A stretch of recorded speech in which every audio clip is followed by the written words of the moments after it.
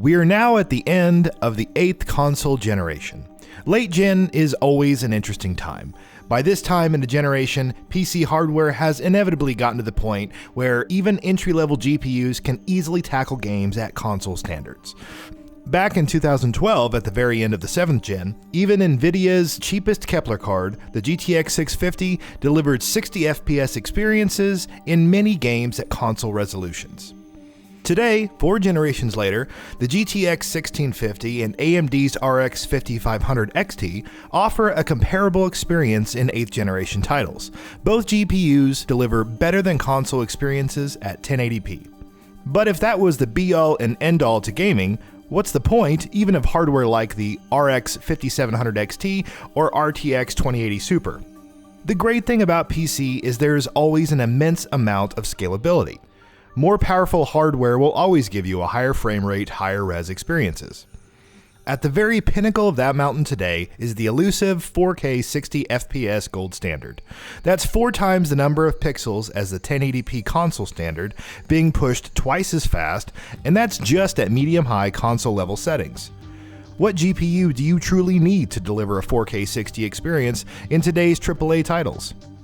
There are a lot of 4K capable graphics cards available right now. Everything from the Vega 56 to the RTX 2060 to the RTX 2070 Super can deliver playable 4K experiences to a greater or lesser extent. But if you're looking for an absolutely uncompromised 4K 60 FPS experience, there's only one card on the market now that delivers the goods: the RTX 2080 Ti. The 2080 Ti is an absolutely monstrous 250-watt card, built on NVIDIA's Turing architecture. With 4,608 shader cores, it has 70% more raw shading power than the RTX 2070 Super, an entry-level 4K option, delivering 13.4 teraflops of raw compute power. 11 gigabytes of 14 gigahertz GDDR6 memory is outfitted over a 352-bit bus for 616 gigabytes per second of memory bandwidth. Performance at higher resolutions scales well with memory bandwidth, and the 2080 Ti has a surfeit of it available. A combination of very high compute power and high memory bandwidth allow the 2080 Ti to deliver remarkable results at 4K. Across a range of current-gen titles, expect frame rates well in excess of 60 FPS at 4K, even with all the bells and whistles enabled. The 2080 Ti isn't just adept at pumping frames out at a high rate. It features the largest complement of Tensor and RT cores of any RTX card.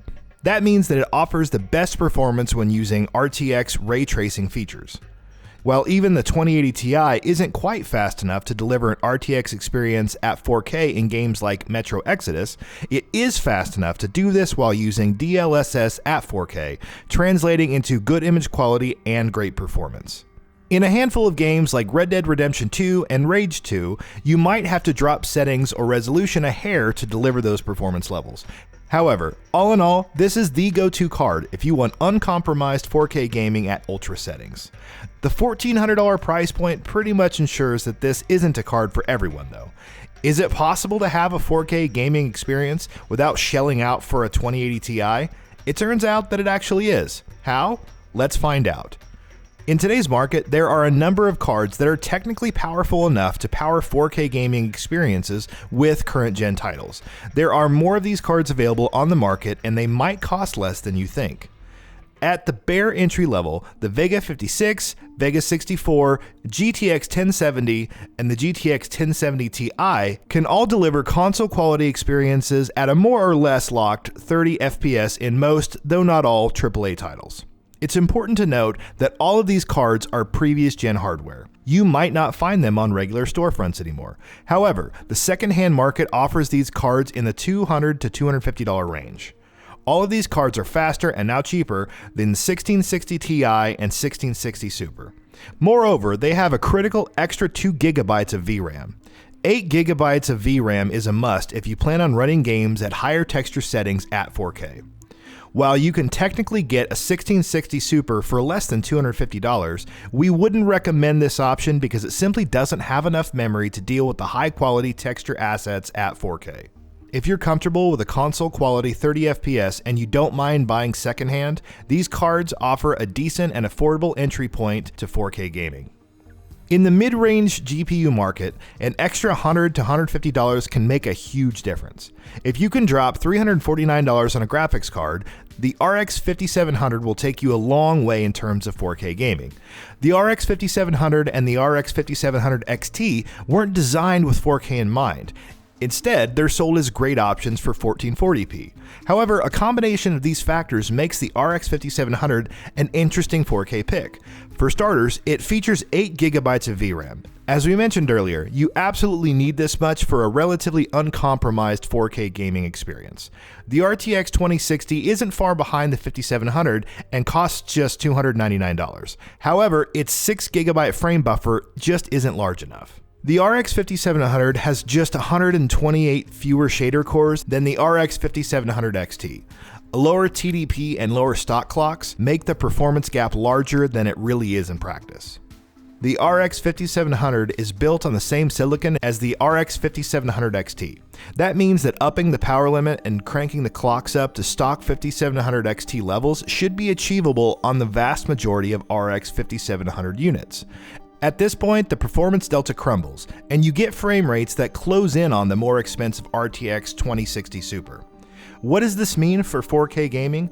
With the RX 5700, it is completely possible to have a better than console 4K gaming experience if you're sensible with settings.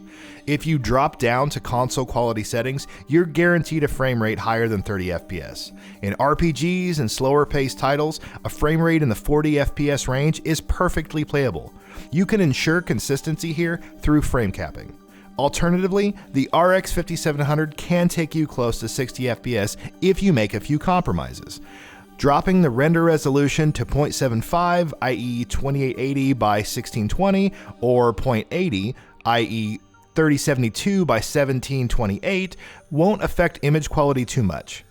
The hit to image quality can be further reduced by using post-process sharpening. In exchange, you'll get 20 to 25% more performance. Combine this with judicious setting tweaks and you'll end up with a satisfactory 50 to 60 FPS in many titles. If you want the best 4K experience short of dropping $1,400 on the 2080 Ti, there are cards further up the performance ladder that can take you very close.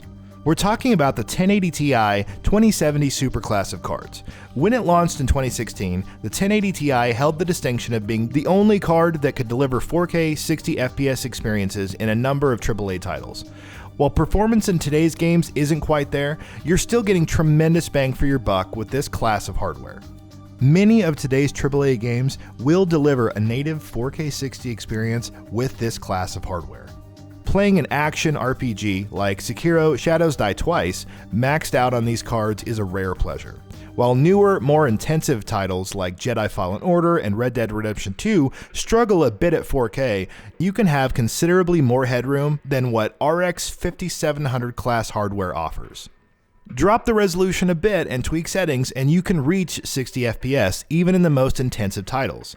The 1080 Ti itself is no longer being sold. However, this previous gen flagship can be had on the secondhand market for $450 to $500. That means you might be able to pick it up for slightly less than a secondhand 2070 Super. While it lacks RT and tensor cores, meaning that you won't get an optimal ray tracing experience, the 1080 Ti actually delivers slightly better performance than the 2070 Super in rasterized workloads and better overclocking headroom. You get 11 GB of VRAM as well, which will hold up better than an 8 GB memory buffer in future titles. The 2070 Super is an excellent option if you want the 1080 Ti level of performance and RTX on top. RTX effects take a toll on performance though. You'll need to run at 1440p with DLSS for optimal results, and that might not look great on conventional monitors. The RTX 2080 has been OLED, and with good reason. It's at best 5 to 10% faster than the 2070 Super, a difference that's easily overcome with overclocking. The 2080 Super is available too, however this is a card we'd suggest you stay away from. At $699, it's a whole $200 costlier than the RTX 2070 Super. However, it only delivers 10 to 15% higher frame rate. Overclocked RTX 2070 Supers come within spitting distance of the 2080 Super in most titles. If you're willing to drop around $500 on a graphics card, both the 1080 Ti and the 2070 Super will get you most of the way to a 4K 60 experience at a third of the price of the RTX 2080 Ti. Conclusion. As the 8th console generation comes to a close, today's GPU hardware is faster and more efficient than ever. However, the jump from 1080p to 4K involves a 4x increase in pixel throughput. This is a bigger leap from the 720p to 1080p jump we saw from the 7th gen to the 8th gen. Even as hardware becomes cheaper and faster than ever, you'll need a beefy graphics card to attain high frame rates at 4K. The 2080 Ti continues to dominate and offers the only viable way to a compromise-free experience. However, for people who don't want to drop $1,400 on a graphics card, there are a number of parts in the $200 to $500 range that get the job done to varying degrees of success.